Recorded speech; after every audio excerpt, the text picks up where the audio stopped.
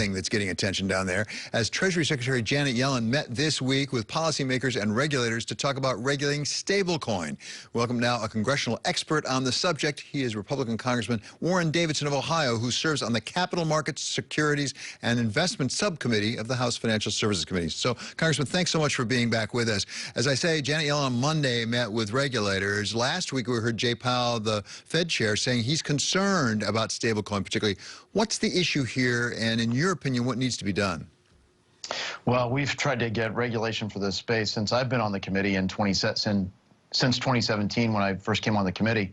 And really, stable coins are supposed to represent a stable store of value. So while it's tokenized, it also is pegged to the dollar. So sort of like a money market fund, the net asset value is supposed to be 1-to-1. The token is supposed to represent $1 US.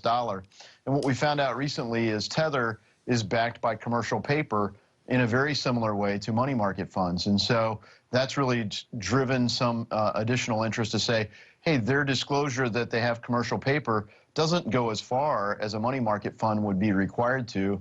And essentially, since it's backed by securities, isn't it effectively a security? And the fear here is that the Fed would try to regulate, or regulators with Treasury, Fed, SEC, would try to regulate all stable coins in the same way. So I mentioned Tether. Let me mention another one, Paxos Gold as an example.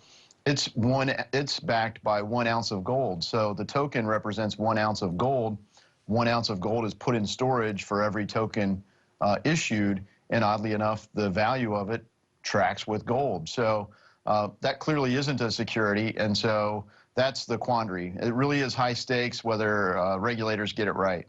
So, Congressman, give me a sense, because I don't understand it the way you do. Is the fundamental risk to the person who's buying the stablecoin, that is to say, they actually may not have what is supposed to back it up, and therefore they'll lose money on it? Or is there also a macroprudential risk to the system overall? Can you have effectively sort of like a run on the bank if something starts to fall apart? Yeah, you could have some of both. So if let's say you put, stable coins on your balance sheet, if you're a corporation, you wanted some part of your treasury to be held in a tokenized way, maybe for payments or whatever else.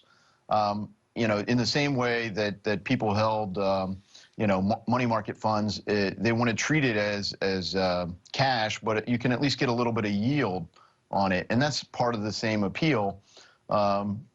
When the 08-09 recession hit, some money market funds broke the buck, i.e. they were worth less than a full dollar at a time when people needed to turn them into something more liquid. And so that's a big thing. And then sort of what Chairman Powell alluded to in his testimony before our committee last week, he said, look, if there were a central bank digital currency, it might take away the need for stable coins or crypto. I think he's completely wrong on that. But, that's the concern that a lot of people have, is that these alternative payment systems become efficient enough, it decreases demand for dollars.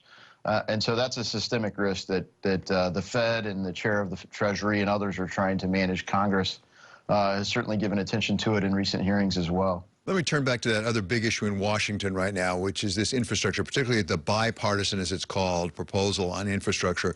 We heard President Biden yesterday say he thinks that they will get something through the Senate next week. You're sitting up there in Capitol Hill. What is the likelihood we'll get something done before the August recess? Well, Senator Rob Portman is leading the Republican negotiations. He's a senator from Ohio. I spoke with him earlier this week. He certainly wants to find a way to do a deal. Republicans broadly support infrastructure when you're talking about actual infrastructure. And so that's an encouraging step. They're focusing on core infrastructure. It's not coincidental that Joe Biden was in Cincinnati, Ohio. The Brent Spence Bridge featured prominently in Barack Obama's ads in 2012. And so when I first got elected to Congress, I spoke with Senator McConnell about that particular bridge because it goes over the Ohio River. It connects Ohio and Kentucky. About 3.5% of U.S. GDP flows across that bridge. So it's high stakes, and it needs attention. We have similar things like that all over the country. Memphis has had to close their interstate highway system recently. So there's broad support for true infrastructure. And the thing that presents an opportunity here is the COVID funds that have already been sent out. Thankfully, so far, These COVID funds haven't been fully tapped, and lots of communities are saying we'd like the flexibility to be able to use those dollars for infrastructure. So there may be the makings of a deal that could do that without raising taxes, without increasing new spending. And of course, you know, there's a dance there between, well, okay, what else has to go into the deal? I think everyone's rooting for success, but kind of recognizing with thin margins it might not happen. Okay, thank you so much, Congressman. Always a pleasure to have you with us.